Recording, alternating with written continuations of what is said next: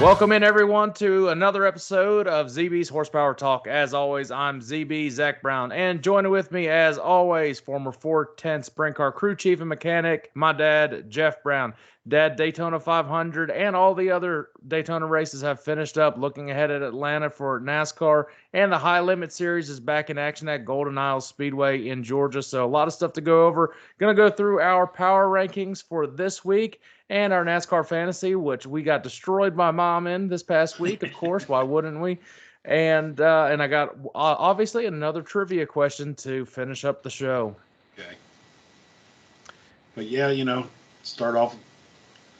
I'm going to say, Daytona 500 was, I'm going to call it a typical Daytona 500, even though it was a day later.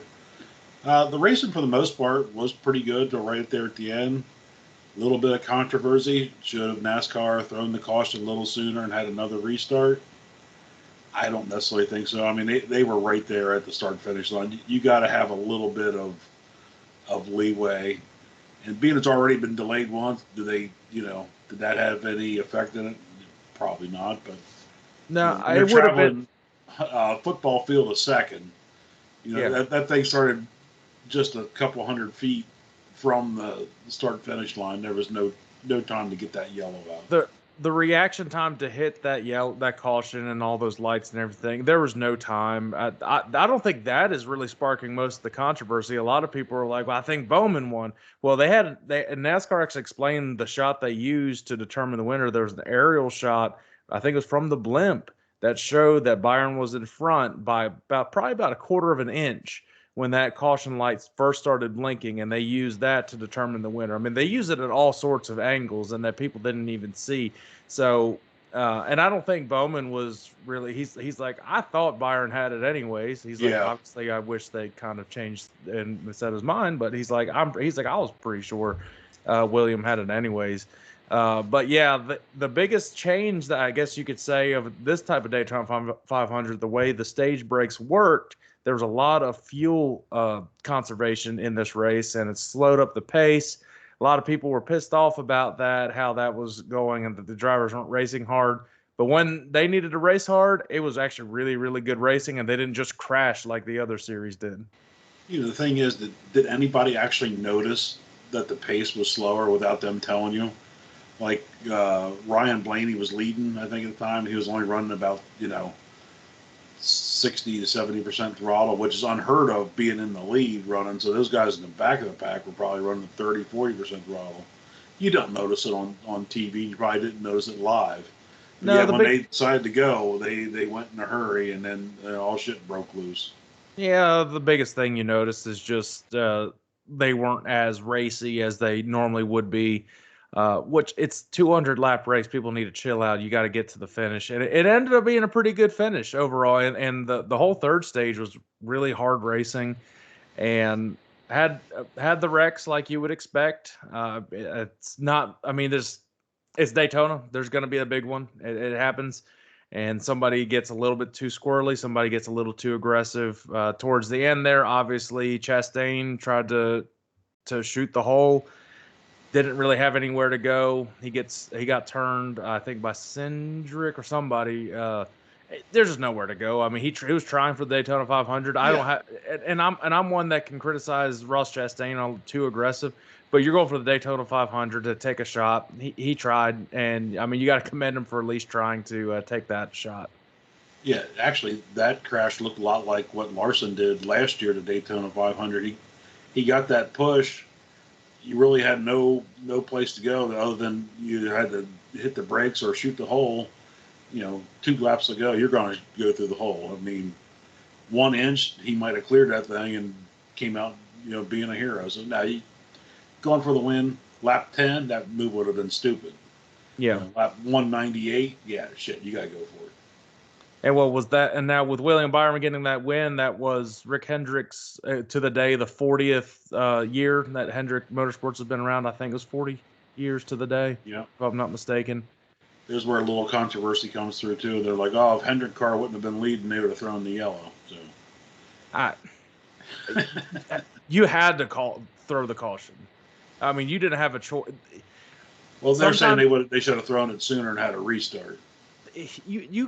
the human reaction's not quick enough for that. I Yeah. mean, I'm sorry. It's just you had probably 0.3 seconds to react and throw a caution before the start finish line. Otherwise, it's it, and that's what the rules are. And people can bitch and moan all they want. That's how it is. That's how the rules are set, and there's still humans operating the things. Sorry. Yeah, I don't disagree. I mean, yeah, I would have liked to seen one more restart, but I don't disagree with them throwing that.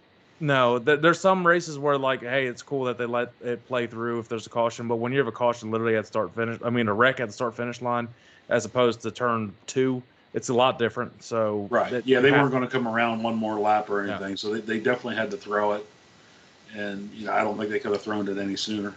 Yeah, but congrats to William Byron getting a big Daytona 500 win. He's the only one at the Hendrick camp right now that has a Daytona 500 win, so he's got that on everybody else. I mean, Chase and Kyle have the championship, so that's still probably a little bit more bragging rights. But Daytona 500 champion, that you're gonna be cemented in history forever. So I think it was a really good Daytona 500, probably the best Daytona 500 on a Monday. It's probably safe to say. Only the third one that's ever happened on that. And Kyle Larson actually finished the Daytona 500. I don't know if he's ever finished it. He finished 11th. So, I mean, he tried. You could tell he was just like, I don't want to wreck. I just don't want to wreck. He bailed a couple times. There was probably like, I think he was probably just, let me finish one of these. Yep. And he was fat, and the racing to the stages were actually pretty exciting. With you got about 4 or 5 laps to go, you'd start seeing it heat up, and that shows you how much better these drivers are than the Truck Series and Xfinity and everything. They're not crashing when they're going bumper locked and trying to make passes. And it's also with the team and the spotters. Everybody's so much better, and the racing just ended up being that much better than any other thing. Xfinity Series, we'll touch on that real quick. Austin Hill gets the win. I probably should have picked Austin Hill looking at it. Forgot about him. He's so strong at the beginning of these seasons. It's you almost forget that he kind of goes through a little bit of a lull towards the end of the season. Very strong runner at Daytona. I think it was his 3rd Daytona win. And he came from a lap down. I think he wrecked earlier and came back to win the race. I personally didn't watch it, and I don't think you did either. Nope. I think a lot of people honestly went to bed after Daytona 500. It started getting late. It's already past my bedtime, people. I did watch the highlights and everything. It was the typical Xfinity Series, a little bit better than the Truck Series like we would expect. Still had the moments where a decent amount of cautions, some questionable moves to wreck and everything. I mean, that just kind of goes to show you, it's a step above trucks, and then Cup Series is completely different. But Austin Hill gets a big time win at Daytona, and I think he even won the Atlanta race last year, if I'm not mistaken. And so he's knows how to get these speedway races done. Daytona, I think it was overall pretty good success. I think NASCAR obviously did the right thing to move it to Monday. It sucked we wanted to do the live show, and it was legitimate right after it was done. We were going to crack open some cold ones and watch Daytona 500, but it is what it is. Mother Nature had other plans, so and we did not get even any of our fantasy pick stuff like close. I think the only thing I had on you was that Corey LaJoie finished 4th. So yeah, I had him in my garage. Only one I had that finished the race in my fantasy was Bubba. I had Bubba as well. So yeah, and then Mom smoked us on everything. Yeah, Mom of course has Chase and Byron and figures. Yeah, it happens. But we're moving on to Atlanta. But before we get into Atlanta, let's talk about the dirt racing coming up in the High Limit Series. Kyle Larson got the opening win in the High Limit race, and that was at East Bay. And the who won the second night? Why am I blanking on this? East Bay, Sunshine. That's right. Yeah. And he's having a strong year to start off already. Yeah, so they're going to Golden Isles. So what kind of notes you got going into Golden Isles? I don't think that's a track that too many people are familiar with. Yeah, I've been looking it up. I don't know anything about this track other than it's just west of Brunswick, Georgia. I don't know the size of the track. it's not just looking by. They have practice going on right now, so I'm looking at the race monitor. I'm going to say it's about a 3/8 of a mile. They're turning high 12s, low 13 seconds. So that's typical on about the about the 3/8 solid track. So second set of hot laps. Let's see where we got going on here. Larson was the fastest at a 15. Well, the second set of hot laps really slowed down. They went from 12 seconds to 15. So the track's really getting slick. Well, I think these type of tracks make it for the best, most exciting. I mean, East Bay was fantastic racing. Oh, yeah. And it's a special event, and this is the last race they're racing until April. I believe it's like I just had the everything pulled up. So actually they're racing Saturday. It says. So there's a Thursday and then there's a Saturday race. I completely because they're it's a double header with the dirt super late model, the Lucas Oil late models. Okay. So they race Thursday, the late models race Friday, and then I guess they have their combined. Yep. Now I don't know. I don't see anything about the format, whether it's just complete shows or if anybody gets locked in. It doesn't really tell me that. Yeah, it just kind of tells you, hey, it's 10,000 to win Thursday night, and what's Saturday nights to win? If Thursday's that, doesn't say. And it's probably 20,000 to win. But yeah, so that's great. I mean, great for everybody. 2 nights of racing, and obviously, since Atlanta is going to be Sunday, Larson should be racing in both of these races, and I think there's only a few races that he won't be able to make. And then this is the last race until Riverside in April. So, and that's their first midweek money race too in April. So, and in this last dirt race for the week too. So it's really the biggest thing they got. Obviously, it's on Flow, and hopefully get to catch that, get off of work, and catch it tomorrow. So I guess we'll go in with our picks for the High Limit Series. I don't think we didn't pick it before because we forgot about it. So this is for our they first ran on a random Monday and Tuesday. That's kind of yeah. This is our first official picks for the High Limit Series. So do your first night and then your second night pick, and then I'll give mine. I'm going to go out on the limb on these. So first night, I got Larson winning. Second night, I'm going to go with his brother-in-law, Brad Sweet. All right. Well, first night, I'm going to go with the co-owner, Brad Sweet, of the High Limit Series. And I don't think he's ever gotten a win in High Limit yet. So that'd be interesting to see if he can get that. And Saturday, I'm going to go with the big man himself, Rico Abreu. All right. I had him. I put him on, took him off my list a couple times, thinking. But he's got a good shot. I will say there's some of the all-stars that got pushed into the series from last year, and they're putting on great shows. Zeb Wise is up there. Sunshine obviously having a great year. And Jacob Allen's actually fast here tonight. Yeah, and then you've got Cole Macedo. He was shaking it up. Yeah. So, I mean, you got all these drivers that you don't usually think of. And so there could be some sleepers for Golden Isles. So definitely race to look out for. Especially when those tracks get slick. Those all-star guys used to run in, the Ohio tracks, which, they get really, really slick. Yep. Those guys get around a slick track very, very well. Yep. You can't take them for granted, that's for sure. Yeah, it'll be interesting for sure. And when they hit lap traffic, it's like who can get through lap traffic the best. That's the fun part. That's the fun part of the. So when the track slicks off and it's real wide, that's when it's exciting. You either got to get underneath those guys or balls are around the outside. So it makes a pretty good race. Yep. Well, hopefully high limit.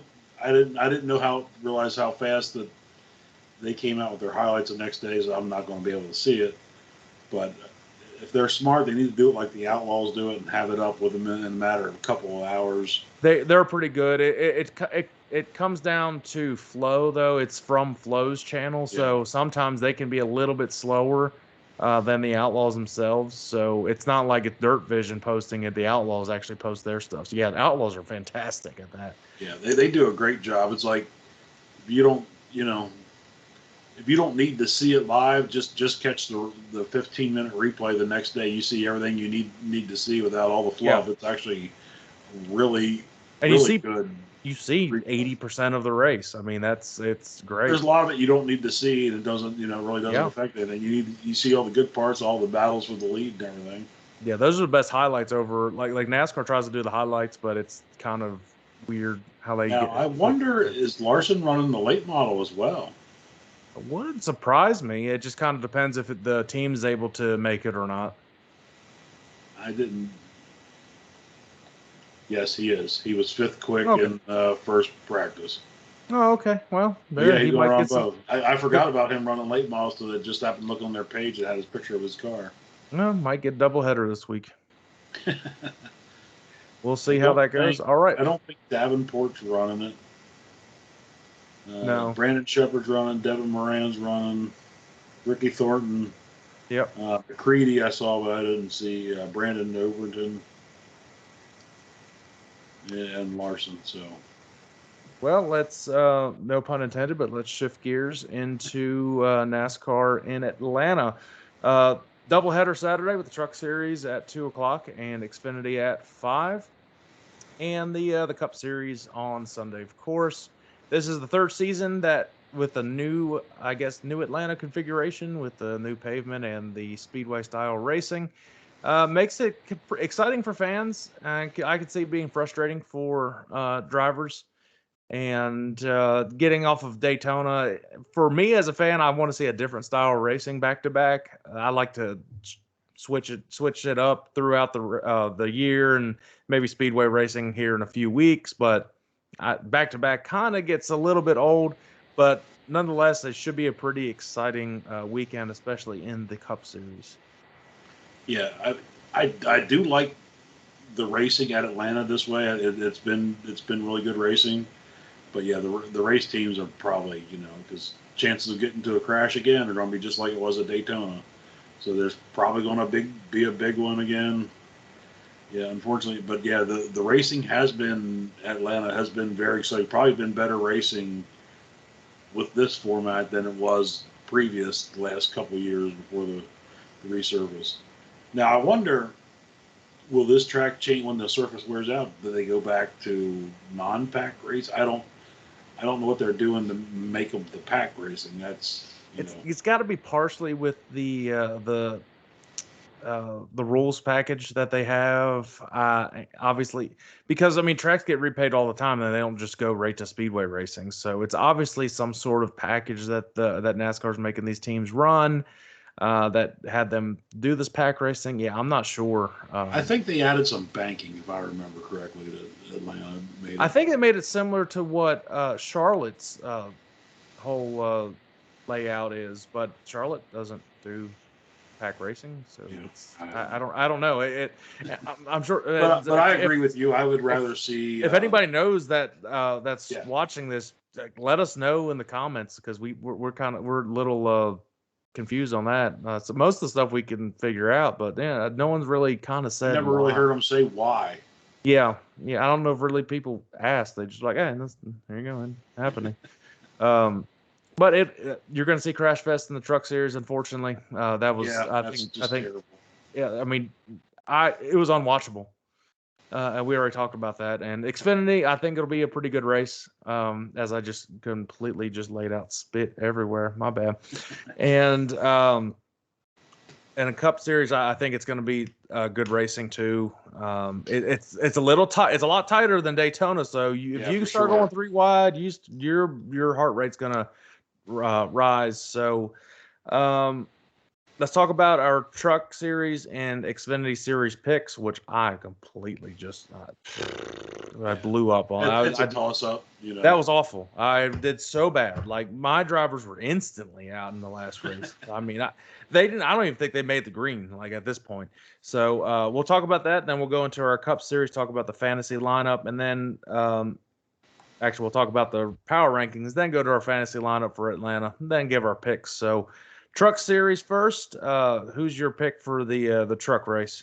Yeah, I'm just going to roll the dice on this one, and multiple winner. I'm going to go with Ben Rhodes. Yeah, I actually was thinking of him as well, so I'm just going to go with it too. Ben Rhodes. He's a pretty decent speedway racer in this type of racing. It's a good team. He's a good driver. It just all depends if you can get, once again, like we've talked before, if you can get through wrecks, yeah, that you'll be all right. But it's going to be hard to watch, unfortunately. And I feel bad. I've always liked the truck series, but when it's gotten to this point, it's like, come on now. That's what like we touched on a little bit on our live thing. There's where NASCAR almost needs to not run them at these tracks. It's just the way these squirrel bags are in these trucks anymore. They need to stick with short tracks. It's just they're just so bad. When they're wrecking more than like ARCA races and stuff. Oh yeah, they're terrible. All right. Well, enough negativity there. Let's go into our Xfinity series. I think it'll be a pretty decent race. It was last year. I don't expect too much different. They're pretty similar drivers in the field, and obviously some new rookies, but pretty talented rookies in the field. So, who do you got for Xfinity? Well, forgot about this guy last week, so we're going to make it. He's going to win 2 in a row on the Speedway style race. I'm going to go with Austin Hill. Yeah, I think he won the first race in Atlanta last year as well, if I'm not mistaken.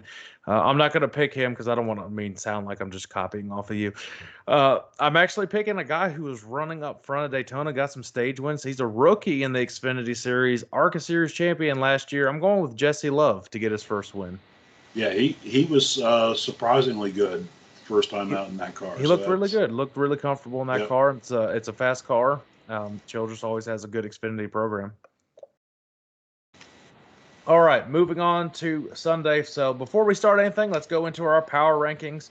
I don't have the sheet what I had last week for my power rankings. All I know is that I changed it up a little bit. I think you actually had Byron in your power rankings, if I'm not mistaken. You did? No, I did not. Oh, okay. So I had him in my final 4, but not in the power rank. Sorry for the interruption, guys, but I got to give a shout out to our sponsor and partner, BetStamp. Sports betting has rapidly risen in popularity, and I want to connect you all with an opportunity to get started and get ahead. Having multiple sportsbook accounts is the simplest way to maximize your profits, and there's never been a better time to sign up than now. When you visit my page, signupexpert.com/ZB, you'll be connected to all the sportsbooks in your region, along with a review of each platform and its unique benefits. All these sportsbooks have valuable sign-up offers for new users, and when you register through my link, you'll be automatically receive the top offer at each one. When you use multiple sportsbooks, you ensure that you can always access the best available odds, which is key to successful sports betting.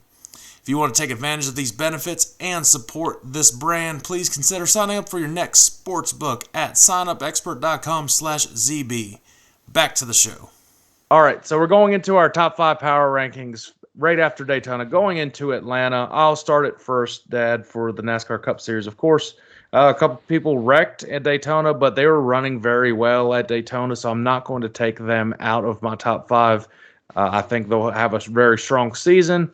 We'll see how it progresses, obviously, through Atlanta. If they wreck, they might get taken out. But, again, this is a fluid list. It changes week in and week out. So, at number 5, first time I think he's finished the Daytona 500, at least that I can remember. I've still got Kyle Larson in my top 5. I think he was at 4 or 5 last week that I had. I'm keeping him at number 5 in my power rankings. Number 4, he got a podium finish at the Daytona 500 and kind of came out of nowhere.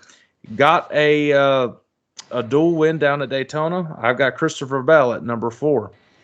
Number 3, he ran up front quite a lot, got caught up in a wreck, but who didn't in the big one at Daytona? I still got Denny Hamlin in my power ranking. He's at number 3. Number 2, running up front at Daytona. Again, another guy got caught up in a wreck, but the defending series champion, I got Ryan Blaney at number 2. He was my number 1 last week, so he lost 1 position.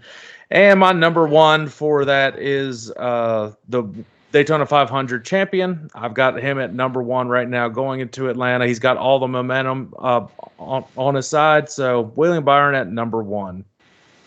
Go ahead and let's see what you got for yours. We're actually quite a bit different this time. So at number 5, I took in consideration that we're going into Atlanta. So at number 5, this guy ran great at Daytona. He almost got his first win at Atlanta a couple of years ago. So at number 5, I got Corey LaJoie. He's a great pack racer. He's got a shot, and I think that would be the fan favorite win for if he could get a win. I would love to see him get a win. He was close.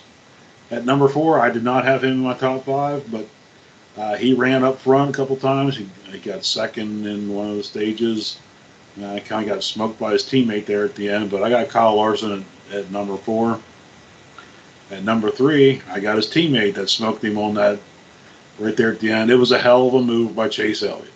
That was a great move to win that stage. That was very Earnhardt-esque how he manipulated the traffic there and came up with the lead. At number 2, this guy was probably the best car at Daytona the whole night. Got caught into a crash. Joey Logano. And at number 1, I agree with you. How do you not put William Byron at number 1 right now? Daytona 500 champ. I have him in my final 4 for the year. Well, I think we got a couple in there that are similar and everything. All right, so let's go through our fantasy lineups, and then we'll give our race picks. So my fantasy lineups, my starters this week, I've got a couple, I think 2 of them that are the same, but I'm using a couple of them early on because I probably won't pick them a lot this year. So my starting lineup for the NASCAR Fantasy, if anybody's playing NASCAR Fantasy, let me know what you got for your starters this week. I've got the Dawsonville guy himself, Chase Elliott, in my starting lineup. I believe he won the race, one of the races last year. I've got Chris Buescher in. And next, I've got great pack racer. I've got Ricky Stenhouse Jr. Next one, the next 2 I've had as a repeat from last week. Bubba Wallace, another great pack racer. And, of course, I still got Corey LaJoie in there, one of your top 5 power rankings. So, and I'm keeping my my garage the same. You can use your garage as long as he's not in the starting lineup. I'm going to keep Michael McDowell in there because something happens, and hopefully he's not the one that ends up wrecking early on. Throw him in the lineup. Now, going through the featured matchups, that was hard. There's a couple interesting ones in this one. So there's you got William Byron versus Denny Hamlin. That's not easy. No. So you got the Daytona 500 champion against a guy who's really good at pack racing too. Yeah. So I've actually I picked Denny Hamlin in this one over that. The next pick is Alex Bowman versus Christopher Bell. Not the easiest. The odds want you to pick Christopher Bell because Alex Bowman, that's plus 130. So there's no money on it. But if there were money on it, that'd be one to possibly do. But I've got Christopher Bell in. He was very impressive down at Daytona. And as long as he stays out of trouble, I think Toyotas will look good. The next one. The odds on these next 2. Yeah, yeah. Joey Logano versus Brad Keselowski, both minus 115. I didn't know.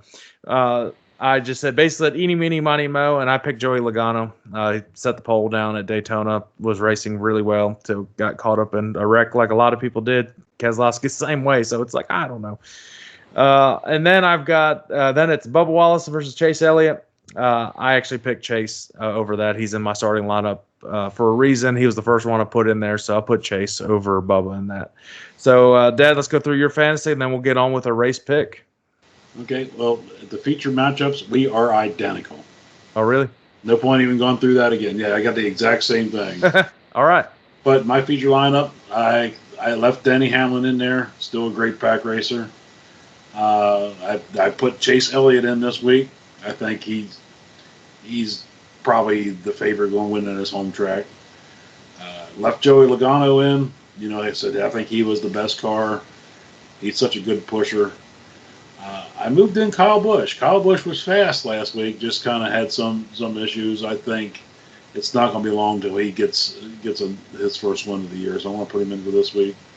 And out of my garage into my starting lineup, I got him in my power rankings. I got Corey LaJoie in. And for my garage, I got Christopher Bell. I can't really go wrong with that. The whole lineup as well. All right, well, let's give our picks for Sunday. I'm sure it's wrong, and Mom's got everybody's going to run the top 10. Oh, likely, very likely. Well, let's get into our picks. I'll do my pick first for the race. Got him my starting lineup. The local kid, I've got him winning at Atlanta once again. I've got Chase Elliott for the win. They got 3. All of us. We all have him. Oh, well, I mean, he's going to wreck for sure.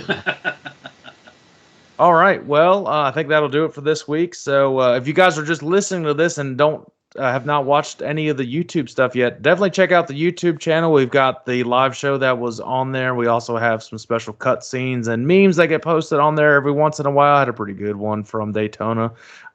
So check that one out.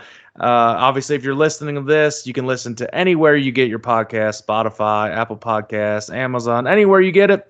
Make sure you hit that follow button and like and subscribe to the YouTube channel and anywhere you get your social media.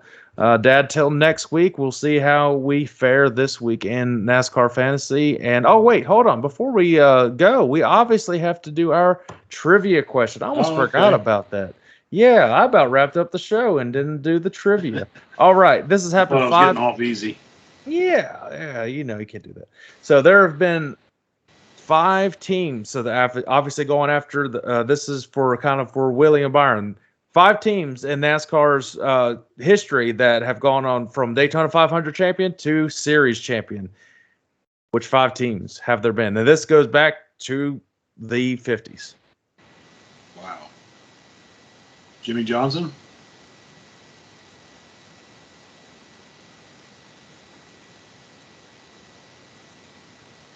Jimmy Johnson, one of them? See, it's going through order and stuff. And Jimmy Johnson's one of them. He's done it twice.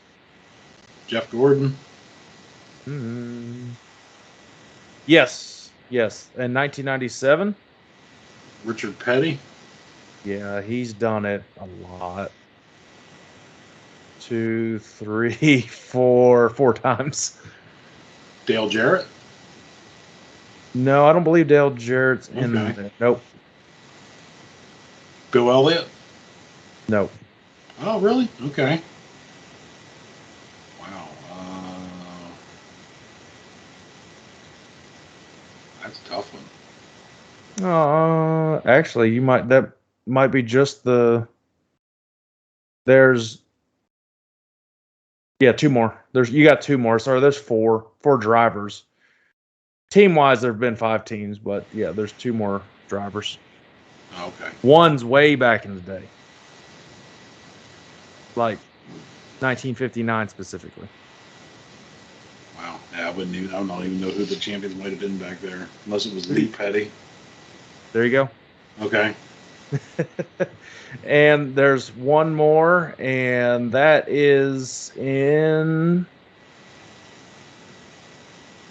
See what the year is. Hold on. 1977. Oh, wow. I can give you the team owner. Team owner was Junior Johnson. Oh, wow.